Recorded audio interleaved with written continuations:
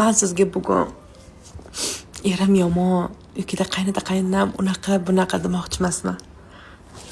Siz ssenariyni takrorlayotganingizni ko'rsatib bermoqchiman.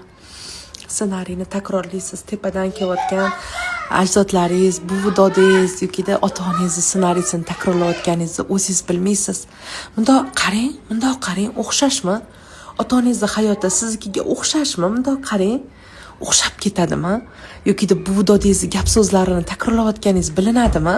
Misol uchun qaynonang ko'tingga tepib boradi yokida ertaga eringga yoqmay qolasan degan ssenariyni takrorlayotganingizni his qilasizmi? Men o'sha joyga o'zida ssenariyni takrorlayotganimni bilib, men shu ilmga kirganman. Bu ham bitta darslik. Matematika, fizikultura, fizikaga o'xshagan darslik. O'zingizni anglash darsligi. Men o'qigan 3 yillik ilmimga sizni ham taklif qilaman. Xohlasangiz keling. Qalbimdan